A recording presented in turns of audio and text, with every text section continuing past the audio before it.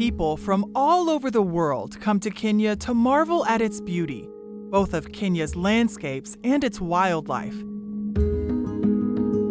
Kenya is home to more than 20,000 different animal species that live from its snow-capped mountains to the iconic savannas of the Masai Mara. With all of this natural beauty comes the responsibility to protect its majestic creatures from today's significant threats: habitat loss, animal poaching, and human-wildlife conflict. Many wild elephants in Kenya and across Africa have endured decades of abuse and trauma. Some of them have seen their mothers being killed by poachers. Some of them, they have encountered fights with human beings fighting for space. So in their mind, they know that human beings are dangerous. In some cases, we have got challenges. To all of them, when they come in, they are traumatized, they are stressed. And if an elephant is stressed beyond, there is nothing that you can do. There's no medicine for that. So some of them, we will lose them, which is very heartbreaking. We want them all to survive.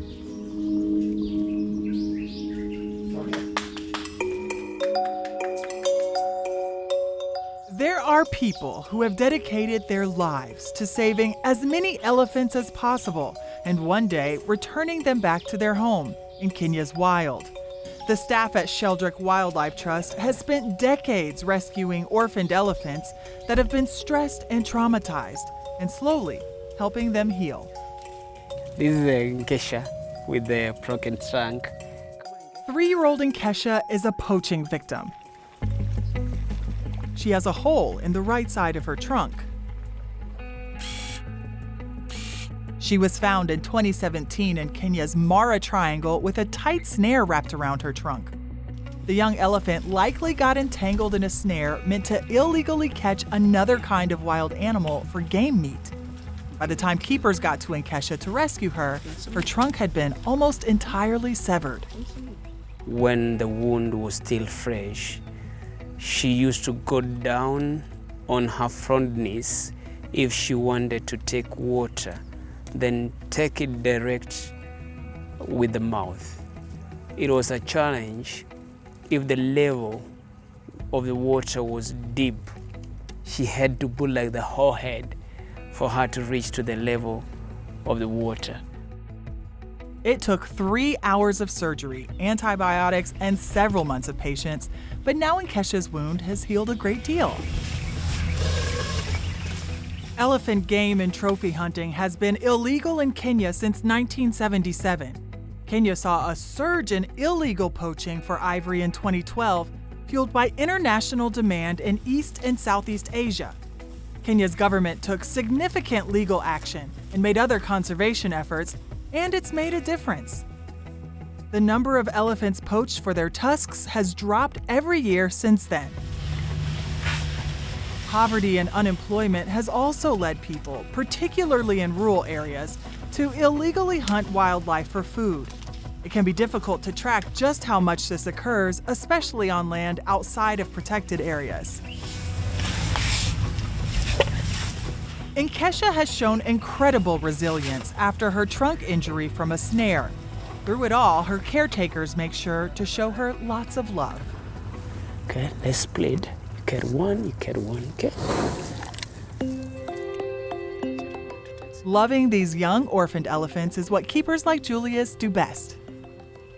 He's an elephant keeper here at Sheldrick Wildlife Trust in Kenya, a nonprofit that rescues elephant orphans that wouldn't survive on their own in the wild. Their Nairobi nursery is for elephants that are 3 years old and younger who need formula milk to survive.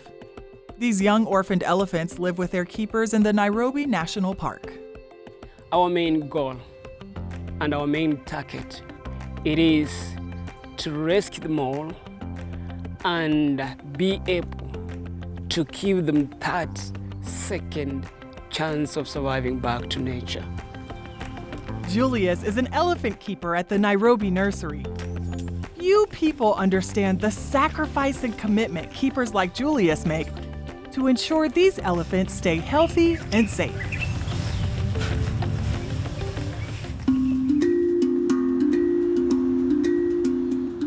Just outside of Kenya's busy capital city is Nairobi National Park.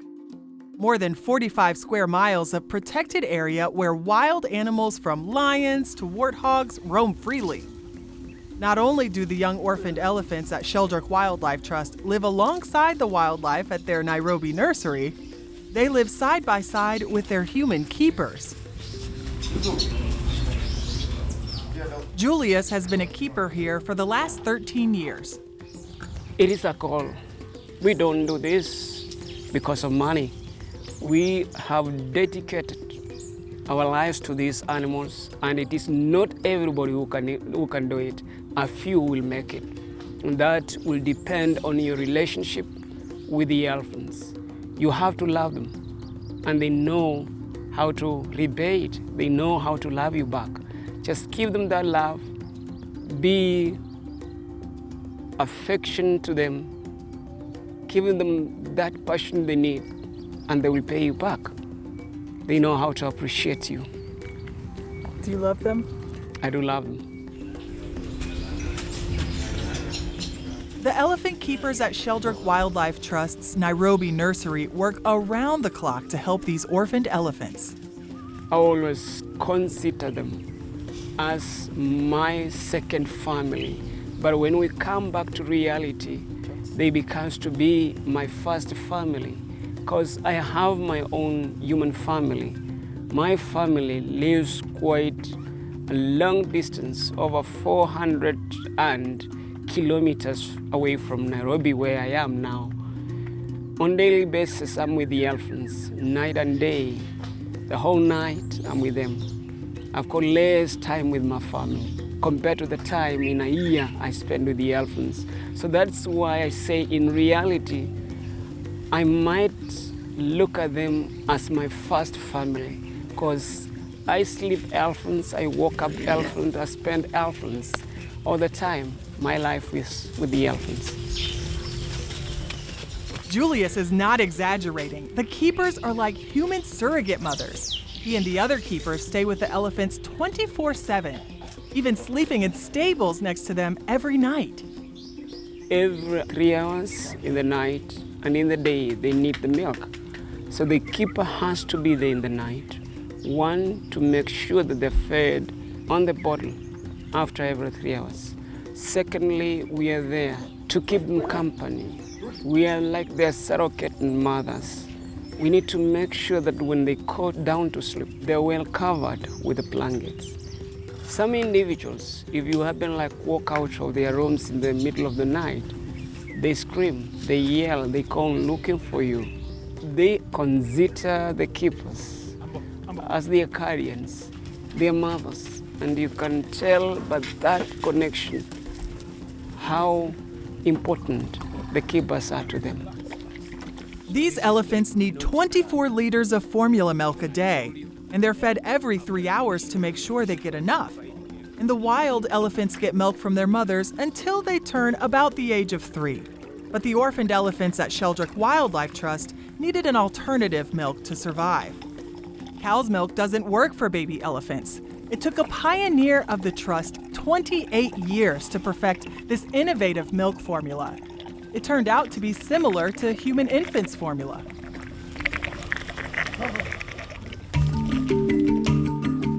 For Kesha, drinking milk with the help of keepers is easy. Eating and drinking water is back to normal too, with a small workaround.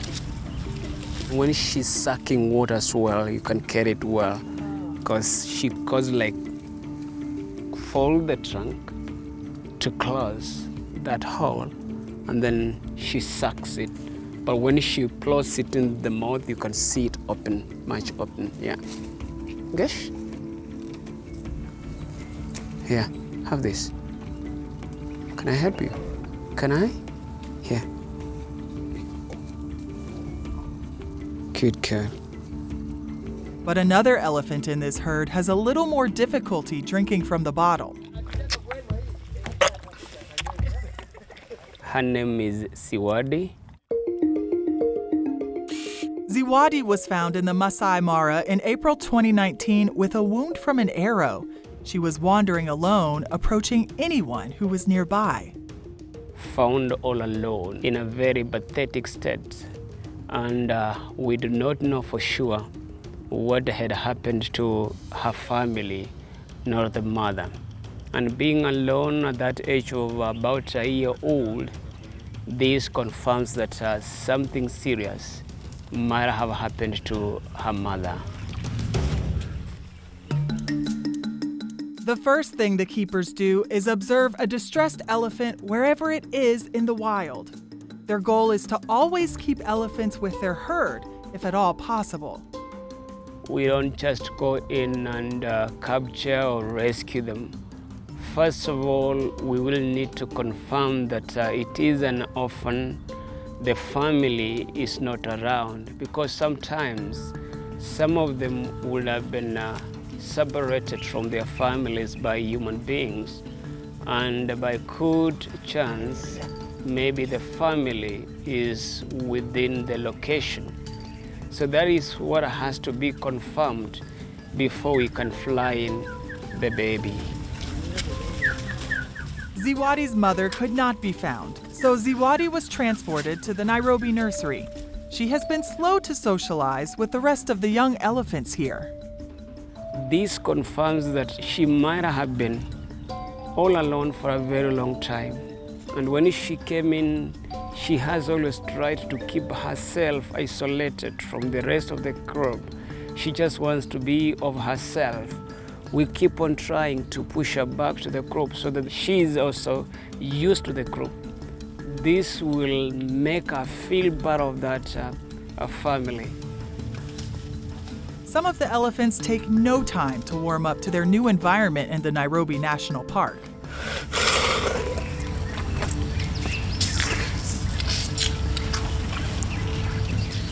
In her own time, Ziwadi will grow comfortable with her new family of elephants and keepers. Sawati is coming to say hi. Hi, Sawati. Julia says it's the keeper's job to love each elephant equally, so no one elephant gets too attached to any particular keeper. They quickly learn what each elephant needs in order to feel loved. You might see one like coming in, just wanting a cuddle, wanting to stay close to me. Some will just come very close to you. That body touch, they just wants to stay close to you, the way they would have been doing with their mothers back into the wild. And they give you their trunk, they want to smell you, they like grab your hand, they want to suck your fingers, they want to prove or confirm that togetherness with you. I love them all. I love them all. Yes, they are all born of different personalities. The naughty ones, the obedient ones, the such loving ones. So they vary from one elephant to the other, but they all have to be loved. Even the naughty ones in our family, we do love our kids who are naughty, who are cheeky, mischievous, all those kind of characters that we see or experience in human beings are also found within our baby orphaned elephants. Many of these little elephants love showing off their big personalities.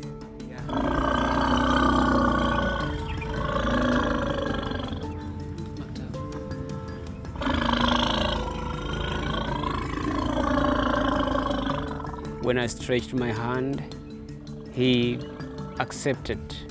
He gave a rumble, appreciation rumble. The trumpeting in elephants has got lots of meaning. They can rumble when they're not happy about something or when they're complaining about something. They can trumpet when they're warning danger or alerting the member of the group that there is danger. They can trumpet when they are happy, singing, playing, trumpeting, and doing all sorts of things. So all those sounds have got meanings. Elephants are very intelligent. They can read your heart. They can tell if you mean good to them. Having been desperate, having been so all alone for quite long, and then you come in that you want to give them that second chance of surviving back to life, then they will automatically, right away, accept you. The elephants form unique bonds with the keepers and with other elephants. Some of these elephant friendships that began at the Nairobi nursery will last a lifetime. But as these elephants grow older and become ready for the next step in the reintegration process, some of these relationships must change with it.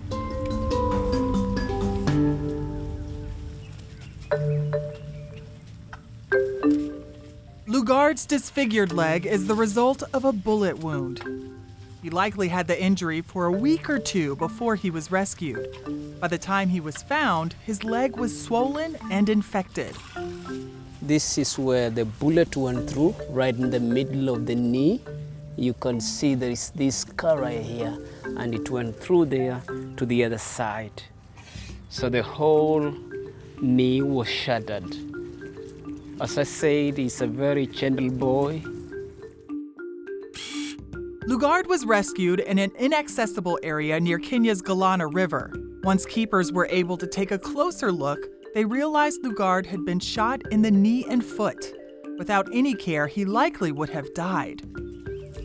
If you look at the spine, it's like crooked or bent, and then he's leaning on the broken side leg. Yeah, he doesn't like to put weight on it. Yeah, he doesn't put much weight on it.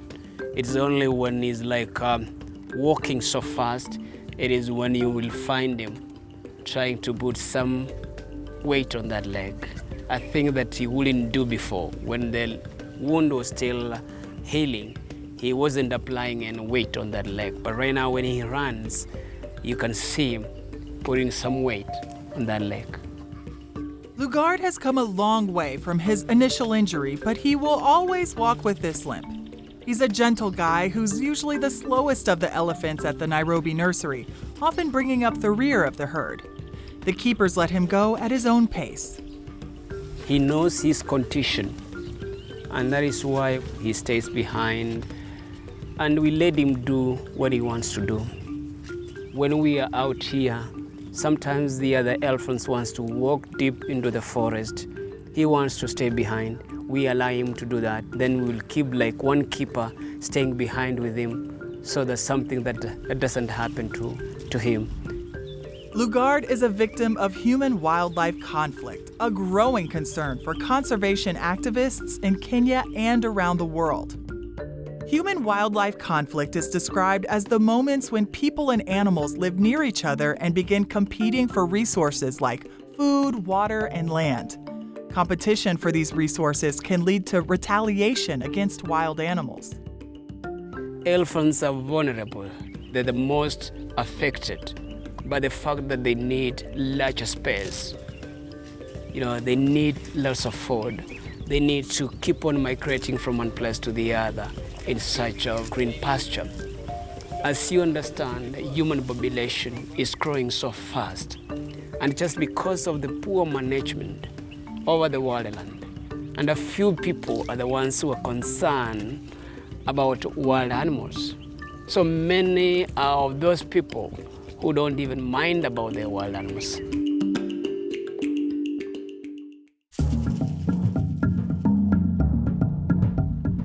As cities expand and more land is developed for farms, elephants face increased risks for clashes with people.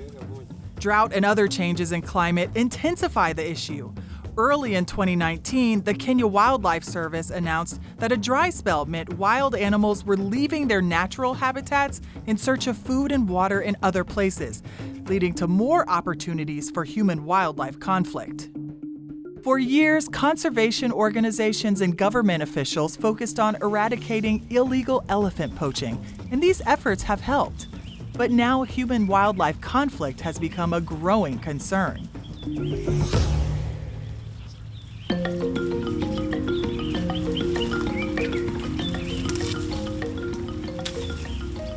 Even though Lugard has a permanent limp, the staff at Sheldrick Wildlife Trust believe one day Lugard will grow to live freely in a forest meant to reintegrate orphaned elephants like him into the wild. But he may not be able to wander as much as migrating elephants typically roam. He goes to say hi to his friend Lugard. Lugard has made a close friend with one of the larger elephants at the Nairobi nursery. Joto and Lugard are both 3 years old, but Joto takes pride in looking out for Lugard, just like an older brother. He knows the Lugard's condition. and he can walk, follow the other group. After a few minutes, he will run back to check on Lugard. Is Lugard okay? Is he coming? And sometimes you might find him like trying to push him. Let's go, let's go, let's go. So they care about each one of the family member. Joto is a big boy, and in a few days from this moment, he graduated from the Nairobi nursery and moved to a reintegration unit, a remote area in the northern part of Tsavo East National Park. This new location is the next phase in an orphaned elephant's journey before heading back into a protected wildlife area and eventually joining a wild herd. When Lugard is ready to graduate from the Nairobi nursery, he will head to Sheldrick Wildlife Trust's reintegration unit for elephants with disabilities. And in his case, he will be sent to the one special rehab unit, which is within Kibwezi Forest. We call it Umani. This rehab unit will always accommodate elephants with disabilities like this of Lugard. It is kind of a forest. They have got plenty of food. They don't have got so many wild elephants within the area. They don't have to go everywhere looking for food. The food is right there. And being less populated with other wild elephants, it is advantage to our elephants or our orphans with some physical challenges. When it's time to drink his formula milk, Lugard is all hustle. Can hold you. He may have a gentle nature, but just like all the other orphaned elephants here, he has a strong determination to live a full, happy life. But we don't, stop there.